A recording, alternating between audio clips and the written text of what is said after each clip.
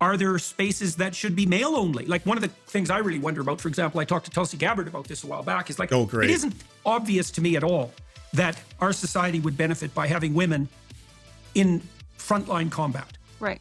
Like, and it isn't that I can generate an immediate coherent argument for why I believe that. Yeah, because it's sexist. You're a sexist, that's why.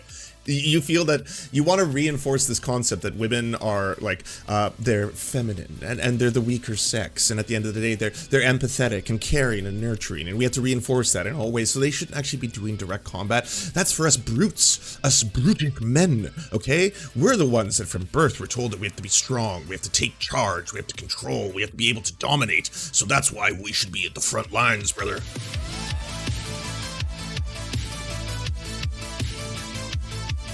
Hey, everyone, you may have heard of Riley Gaines. Riley Gaines is doing a whole bunch of right-wing circuits right now.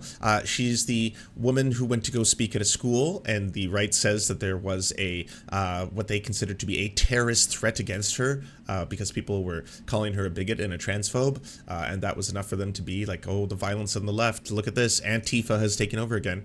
Riley Gaines is also notable for placing fifth, and then starting a transphobic crusade after placing fifth. Like, even if you got everything you wanted, even if trans women were not allowed to compete in any form of sports anywhere, even if every single one of your desires came true, you wouldn't be on the podium. You wouldn't make it on the podium. You'd have fourth place. Yeah, you'd have to look at the other people on the podium. You wouldn't have an excuse. You wouldn't be able to be like, well, I have a calling now. I need to point out what's happening. Oh, did you also know that cis women have broken the records of the trans athlete that everyone really got mad about? You know how everyone just lost their minds and they're like, oh God, she's breaking records, blah, blah, and oh, this is going to destroy all sports. And it was like, she didn't actually break the actual top record, that was still held by a cis woman, and another cis woman has since broken her records as well. That also happened. So just so you all know. As the lights are flickering, the lights are on, they're off, an officer approaches me very quickly, and she grabs me. And she's wearing nothing that indicates she's an officer. And again, I hadn't met her. She never alerted me she was in the room. Her face is covered with a mask. And she tells me very quickly, trying to pull me along, as more people are filtering into the room. She says, come with me, I'm with the police. And I didn't believe her. Why would I believe her, right? So I was very hesitant, I was reluctant, but truthfully, I had no other choice at this point because we were being rushed at the front of the room. So we kind of navigate out of the room. We're only met with more protesters once we get into the hallway. We couldn't even come out of the door of the classroom because there were so many people filtering in that we had to go out this back door that led us to another classroom to get out that way. To which when we got to the hallway, you look down to the staircase, there's hundreds of people. You look down to the other staircase, of course, which is your exit path to get out of the building, and it's hundreds of people. So ultimately, we had no other choice than this officer led me to another room along that same hallway where I was barricaded for 3 hours, over 3 hours, which was interesting. It was, I mean, you, in those moments, in those hours, you fear for your life.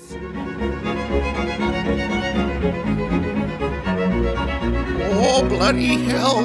Grandmother's brush. Oh, it's here. Brush me, Grandma. Brush me.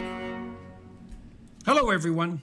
Today I'm speaking with American athlete, top-ranking swimmer, and now campaigner for genuine female rights, Riley Gaines. In our conversation, we're going to... Why are you like this? Fucking hell. He's always acting like a cutscene from a full motion video game. He's always doing full motion video games. And if you want a quick history lesson, everyone, there was a period in time when the compact disc came out and we had all these new video game systems where they thought full motion video games were going to change the world. You know, it was like, oh, we get to watch movies and play video games in the movies. And then they came out. It was like, it was more just like you kind of just pick different scenes. It was like a really early Five Nights at Freddy's. I'm talking about Night Trap, for example, and then there was like Sewer Shark and some other ones. But like, that's what he's always acting like. I always feel like, oh, bloody hell, here we are. The dawn of a new age. Grandma's brush strokes our hair. Cover her career thus far, how she's navigated leadership positions in female sports and otherwise, how those sports have been co-opted by men claiming to be women, Wolf. the ideological capture therein, and of course, Oh, God. her recent experiences at San Francisco State University. Oh, bloody hell. Hi, Riley. I understand that it's about 4 a.m. there in Hi, Nashville. Riley. I'm in Portugal, so, time zone trouble. It's real good of you to stay up so damn late and agree to talk to me and to everybody else here. So let's start with this. Let's talk a little bit about your life over the last couple of years. Like, what does your life consist of? I presume you're studying and you're aiming at something. You're also an athlete. So tell me how your life should be. No, we're not watching 2 hours of this. I want to get to the meat. And how your life actually is. Let's see what the categories are. Riley's credibility as an athlete. Nah, you placed 5th. Obsessive dedication and unmatched discipline. Why ambition is not selfish. Grace in defeat. Oh, let's start there. Let's see what grace we see in defeat. Again, she placed 5th. That's a really good point, on the women's sports resilience front, because one of the things that people need to do to develop in their lives is, well, you could say grace in victory, but you can also say grace and resilience in defeat. And the reason for that is that as we progress through life, as you pointed out, on all fronts, things are not always going to turn out the way we want them to turn out. And we're going to all suffer harsh defeats of one form or another, sometimes justly. Yeah, her stare is very sometimes intense. Unjustly. And because of that, one of the things that we need to learn, and to learn early, is how to take defeat in stride. Now, you made a case that not only is there did a you question, learn to take it in Jordan? stride, but that you also learned how to extract value, let's say, from... What is this bullshit? Are you serious? It's like, so not only were you graceful in your defeat, but then you launched a transphobic right-wing campaign afterwards. That's paying dividends. Yeah, hell yeah. Your failures so that you could then proceed to a new level of striving and attainment. When we see someone who's a good sport, and generally that's someone who we might spontaneously admire, we see someone who doesn't take too much, who doesn't try to become vainglorious, let's say, as a consequence of winning, but even more importantly, that can take a defeat in good humor, can learn from it. Is this whole... Oh my God, this is almost done. There's not even a question here. He's just rambling. You said that... and then it goes to the next one. You made a lot of sacrifices on the time and energy front, let's say, to engage in this competitive enterprise, but that the rewards, despite the effort, the rewards were much greater than the cost of the sacrifice. So, and you've alluded to some of the rewards. You said that... What do you think you did badly get to the meat on that front and had to learn to do better? And what do you think you did well? I think the things I did well were the things I mentioned. It's especially as a woman, it's difficult to hold each other accountable. Typically women, they don't like to be assertive in that way. It's keep women's sports. I don't know what the last thing is going to be. They think it's mean. They take it personal. And so something I always tried to do well was hold people accountable in a way that made them want to do better. And I think that falls along with, again, helping people develop personally to reach. Oh, by the way, you know how Heem and like DGG, they all shit all on me when they asked like, hey, Lance, what is a woman? And then I like right away was like, oh, a woman is an adult human female.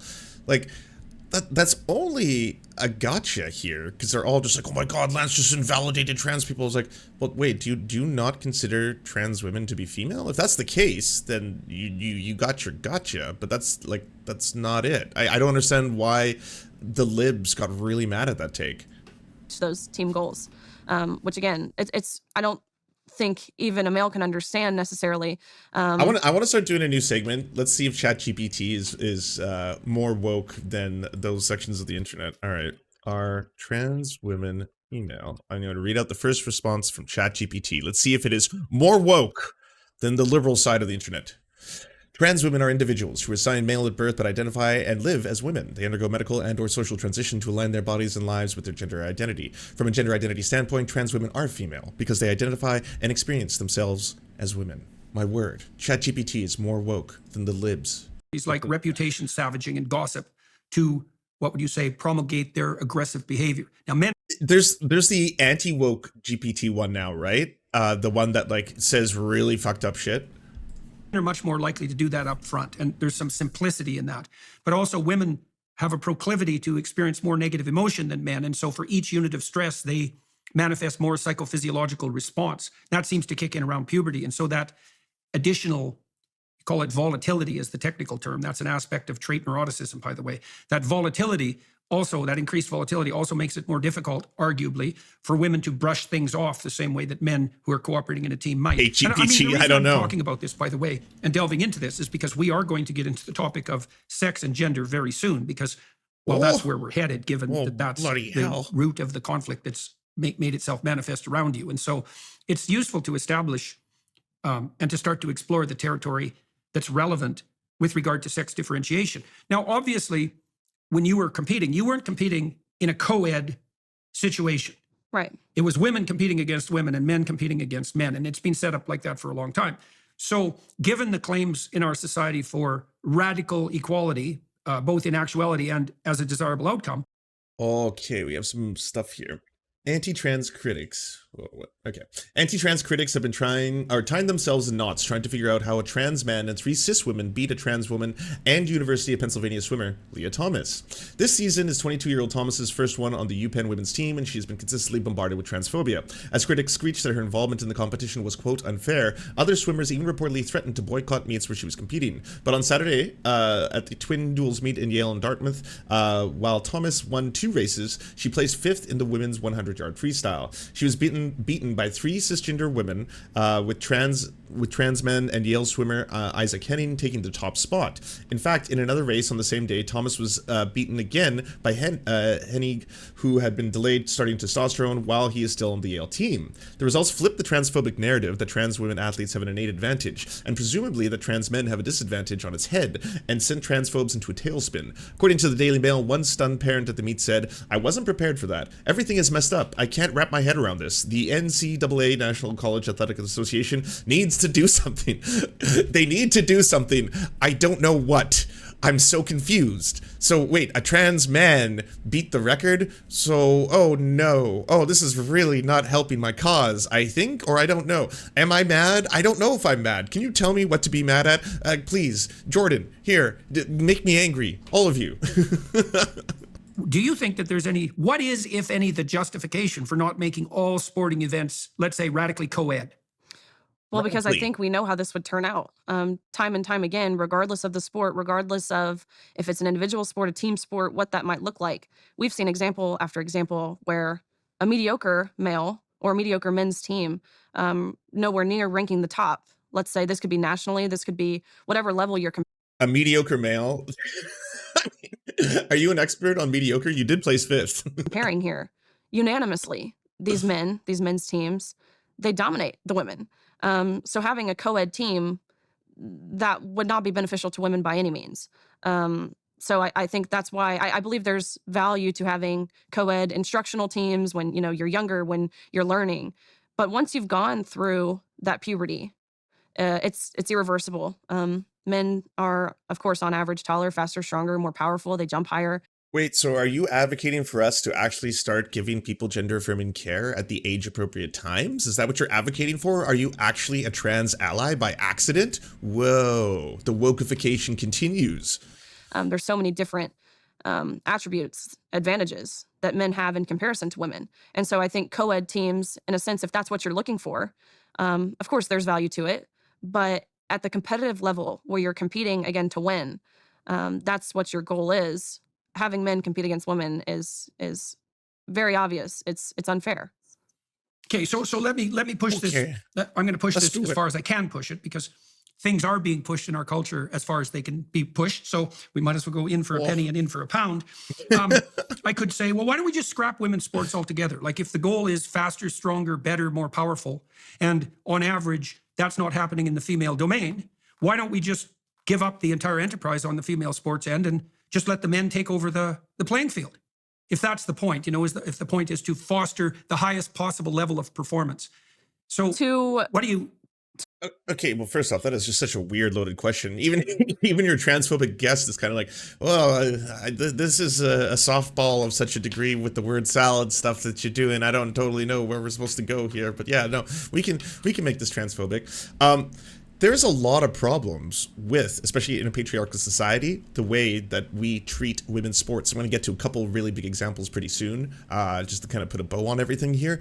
But there's nothing related in the right-wing, conservative sphere right now that actually talks about the issues that women face in their leagues, such as rampant sexual abuse that is happening systemically at every single level of women's soccer. There was a huge, fucking investigation into that came out that was like, holy fuck, this is really bad. Same problems happening in hockey in Canada, by the way. Rampant sexual abuse of boys and girls, and also just a re-fostered fucking system of misogyny that is like junior players are also committing sexual assaults and then getting the entire thing covered up because it's like, oh, whoa, no, this is such a staple of the Canadian identity. We can't possibly give in to the idea that people may have committed some pretty fucking horrendous sexual assault crimes. They're just a bunch of young boys, let's not have their entire lives get tarnished by this one accusation, shit like that.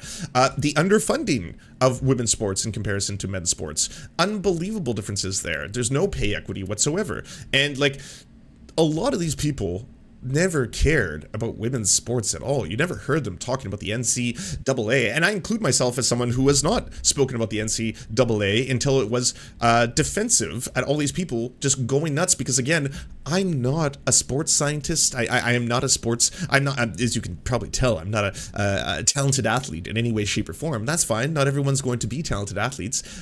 That being said, why is it that there's suddenly this hyper focus on this one aspect? And it seems once again, we're seeing the overlap between transphobia and misogyny. A lot of internalized misogyny. And when it comes in the form of trans misogyny, suddenly it's like, oh, well, no, this isn't misogyny. It's justified because I'm going to be a transphobe and a misogynist simultaneously by saying that I don't feel that they have any place in women's spaces. To say that men are stronger, to say that men are faster, taller, whatever, that's not to say that women are inferior. That's not to say that we're not capable of amazing things and we're not strong and we're not, again, all of those words I That's kind of funny that there was so much, like, fucking not even coded misogyny, so much stuff in that statement. It was so front-loaded that you had to start by saying, well, I want to slow you down a little bit here, Jordan. I know we're on the same page. We're trying to do the same thing, but just so we're clear, that's kind of a yikesy way of framing it. Previously mentioned, but we have different physical ceilings. I believe we deserve to be celebrated on our uniqueness. That's what makes the women's sporting category special. And there are still phenoms in women's sports, just like there are male sports. Look at Venus and Serena Williams. While by no means could they compete with the best male tennis player, they're phenomenal. They are, it's amazing what they've accomplished. They've set themselves apart from every other female. We also have to talk about the fact that, like, we still live in a very patriarchal society. So there's still a thing where even if people are suddenly becoming more woke now and more tuned into a lot of these issues, that doesn't mean overnight that there's like a systemic change to women's sports as a whole, and the way that, like, from a very early age, a lot of pro athletes are oftentimes curated by their parents, as in, like, they wake up super early from, like, 5 a.m. every day to go get them out to hockey practice to make sure that they have all the training and all the extra hours, and it becomes your entire life. And then, like, if you are not one of the 0.01% of people who eventually make it into the pros, it's kind of like, well, you spent like 20 to 30 years of your life being, like, curated by your parents, and that I want to have a super athlete, I want to have this, we have to make you into, like, the number one in the world, and that deserves to be recognized. So to say we're different. So let's delve into that. So, because you might say, well, there's two reasons for high level competition, and let's say on the athletic front, one would be to extend the domain of.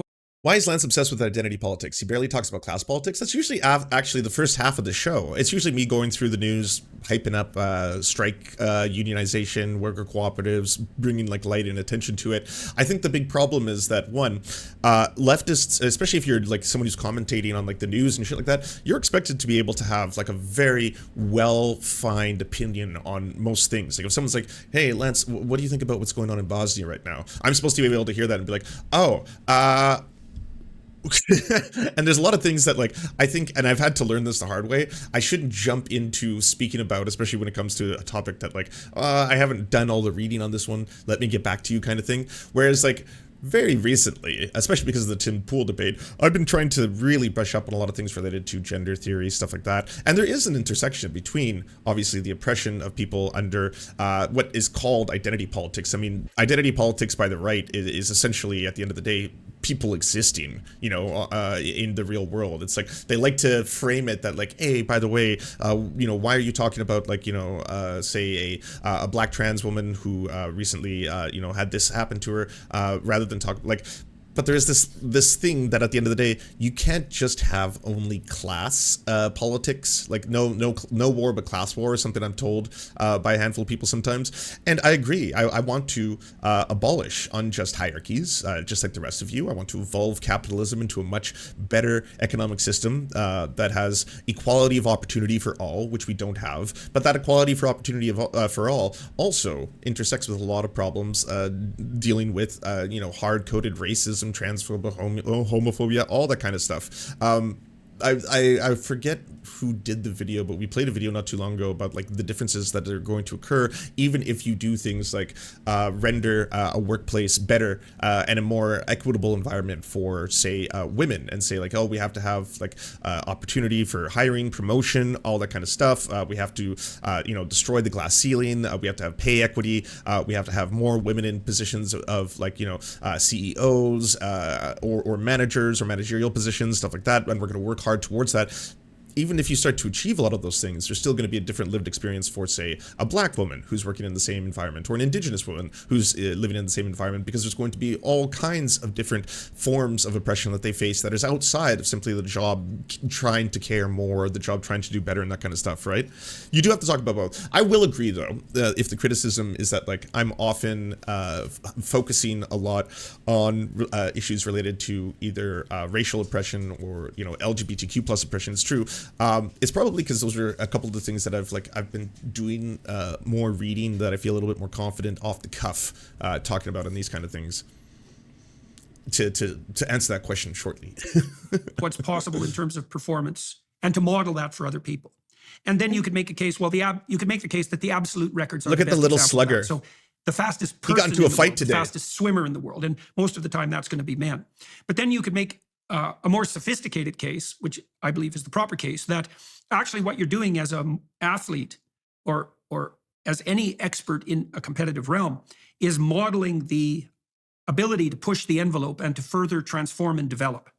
And unless you believe that that's less important for women, which is a preposterous thing to believe, then you have to believe that setting up a situation where women can push the envelope consistently in whatever directions they're pushing, you have to presume that that's a psychological good and a social good. And then you have to presume that the spaces where that can occur have to be protected. But that also opens a can of worms, doesn't it? Eh? Because since the 1960s in particular, I love when he gets excited. We've blown off the barriers Hi, buddy. between men and women in terms of general participation in society, right? And so we've decided I'm going to get him a little dog bed. Give me 1 sec. all things considered, spaces isolated to a given sex are suboptimal. Right, the schools are co-ed, the public schools, the universities are co-ed, all business enterprises are co-ed, so to speak. And then, of course, so that raises the question: well, should any domains be left sex segregated? If so, how do you walk the fine line between sex segregation for the purpose of facilitating development and sex segregation that turns into prejudice and oppression, right? Just rejection on the basis of sex. And then also the thorny question of, well, if most enterprises should be completely open to both sexes, which enterprises should be protected? Do you have any, obviously you believe that athletic performance, athletic competition per se, should be one of those protected categories. But do you have any sense of how we as a society should draw the line? It's like, are there spaces that should be male only? Like one of the things I really wonder about, for example, I talked to Tulsi Gabbard about this a while back, is like, Oh, great. It isn't obvious to me at all that our society would benefit by having women in frontline combat. Right. Like, and it isn't that I can generate an immediate coherent argument for why I believe that. Yeah, because it's sexist. You're a sexist. That's why. You feel that you want to reinforce this concept that women are like, they're feminine and they're the weaker sex. And at the end of the day, they're empathetic and caring and nurturing. And we have to reinforce that in all ways. So they shouldn't actually be doing direct combat. That's for us brutes, us brutish men, okay? We're the ones that from birth were told that we have to be strong. We have to take charge. We have to control. We have to be able to dominate. So that's why we should be at the front lines, brother. There's something about it that strikes me Yeah, what about no combat? That would probably be where I would want us to eventually get. It would be nice if we weren't just like, preoccupied with killing each other. That's nice. More deeply and emotionally, I suppose, that just, there's something preposterous about that. Maybe it's partly because, look, it isn't obvious to me that professional frontline combat, that's pretty damn hard on anyone. That's even really hard on extremely well put together and extraordinarily strong and brave men. And so to also presume that that's going to be open to women just seems to me to be taking the whole bloody charade too far. Now, you could say, well, that I'm old-fashioned and prejudiced, although I don't actually think I'm. Yes, I would say that. Yes, absolutely. Yes, you have a long history of extreme prejudice, actually. Yeah, just extreme transphobia, homophobia, racism, all that shit. His racism towards indigenous people doesn't get enough smoke, but it should. It absolutely should. I should pull up his racist tweets. Either. But, it is a thorny question, right? It's like, well, if men and women are equal, then why should there ever be sex segregated spaces of any sort? And we're certainly seeing that on the bathroom front. We're seeing that on the change room front. We're seeing that on the athletic front. So where do you think that the line should be drawn so that there are female spaces and male spaces and that those are protected? And how do you think? Yeah, look at this. Orphan Times research flashback number 2, me in a vodka freezer sampling the goods. The good Dr. Jordan B. Peterson responds, "It's a good that you consume the liquor this time instead of letting some Indian steal it." Like, there's coded racism, and then there's just straight racism. And that's just straight racism. We manage that like legally and conceptually. I think where any place where either of the sexes is vulnerable, whether that be in regards to privacy, in regards to safety, in regards to anything that relies on your physiology, because of course men and women are physiologically different. I think that's where that sex protection based rights are important. So right, but like we should be talking more about the problem. This is what I was trying to say on the Tim Pool show, that like cis heterosexual men are the ones who commit all of these sexual assaults. And within society, we should be also discussing, why is this being reinforced? Why do we live in a culture that promotes a lot of misogynistic tendencies that can lead to violence and sexual violence? And why is it that the focus now has to be on something that is directly going to discriminate against people who are already marginalized in society, when they, again, by the stats, the statistics, are not the perpetrators of this? Trans women are not the ones assaulting cis women in bathrooms. It's cis men who are doing that. Prisons. That's an area where women specifically are vulnerable. Of course, shelters, again, bathrooms, locker rooms. No woman should be subjected to having a male in that space. So I think it's areas where. And again, no one's advocating for that on the other side. They're not asking for cis men to suddenly be allowed into cis women's change rooms. It's not part of this. Sex is important. Okay, yeah, trans people are far more likely to be the victims. Like, there's a subset of areas where the fact of the biological difference between men and women becomes paramount. Correct. Right? And so those would be, well, in change rooms is a really good example of that.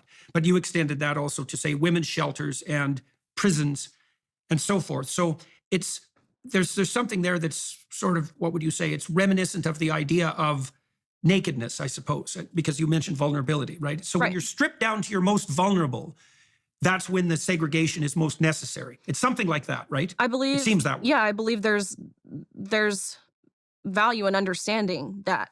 I truthfully think anywhere where sex is relevant. There are certain places. Let's consider the workplace. There are certain places where sex isn't necessarily relevant. There are certain places where it are. I like how you mentioned military. That's a very good point.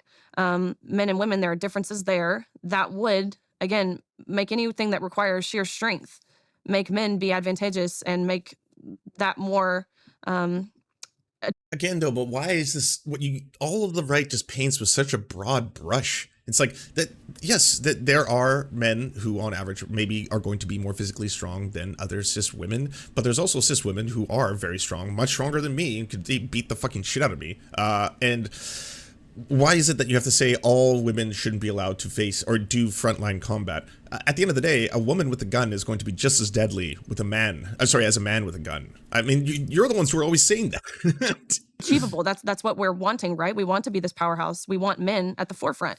So I think where sex plays a role, that's where we kind of have to draw that line. There are certain. So it would be where the biological differences are germane, number one, to performance, like specifically germane to performance, but also number two, specifically germane to differential vulnerability. So anywhere where women are sexually vulnerable, or anywhere where the physical differences in performance actually have a substantive effect on the performance itself. So here's an example. I mean, there's no evidence that men and women differ in IQ. There are micro differences in IQ, and some of them are. Oh, bloody hell, let me measure the skulls.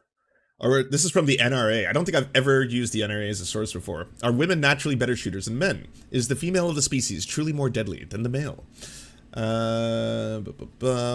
Firearms are truly the great equalizer. As women, our lack of upper body strength relative to men stop mattering the second we step up the firing line. All you really need physically is to be a good shooter, is a decent hand-eye coordination, and something that should be more or less consistent with across both sexes. And yet, as a military logistician, my unit had around 20% female personnel in both officers and enlisted ranks. All the women fired expert their first day, but less than a third of the men did so. Several men had to retrain and repeat the course to qualify. This pattern continued with the 9mm replaced the 45 in 1985 until I retired in 1997. It also appeared that differences in musculature and hand size had no effect on the scores. Wow. Well, you don't say, NRA. So what made the difference? They were told how to hold the gun, that's the way they held it. Told to look at the front sight, and that's what they looked at. Told what I thought they were doing wrong, and their first instinct was to believe me. Wow. Look at that. I guess women being better listeners than men because of, you know, gender stereotypes is also making them much more efficient killers. Yeah, hey, this isn't some left-wing publication. This is the NRA. The goddamn NRA is saying this, you know? So our first male gun instructor said that, yes, women are better shooters, and his theory is because we listen. What do you know? Now, that's not to say, boys, that's not to say that we can't do better as well. I mean, we could learn to become better listeners instead of always trying to lead the charge, but this does play into gendered stereotypes, right? And so listening in this case would have made you better at the shoot. We also checked the firearms instructor, the legendary gun writer, Sheriff Jim Wilson. Here are his thoughts. Men and women are equal in terms of their ability and physical skills needed to learn to shoot. However, I think more women approach the task in an open-minded manner. They seem to have fewer preconceived notions and ego that doesn't get in their way quite as much. We've all been in the class where one student tries to act like the junior instructor, and in my experience, that is always a man. My Hispanic friends call that macho. A fine, descriptive word, and that's something that every student needs to park at the front gate before class starts. So our second male gun instructor said that yes, women are better shooters, and his theory is that women listen to their instructors instead of trying to one-up them. What do you know? Yeah, I know, weapons gone woke. NRA's gone woke, y'all. Can you believe this? Are arguably important. Okay. What you give up to be success, men and women's sports, rallies first competition, where you place fifth. Apply fairly in order for that game to be justifiable. Now, you're objecting because some of that Leah Thomas is a narcissist. Was violated. That's so wild. There's a chapter called Leah Thomas is a narcissist. Like, she did not want to become the center and focal point of the trans women in sports debate. That was thrust upon her. She was not looking for all that attention. Who by would? The COVID prohibitions. But we're now going to turn to a more specific case. So the rules are you're competing against people who have the same limitations you are, so that all of your attempts to transcend your limitations. As the psychologist that ditched all his patients as soon as his profile rose. Yeah. And then turned his whole like, oh, you're trying to take it away from me. They're trying to take my license, mother. What do I do? Help. Are fair and then equally rewarded.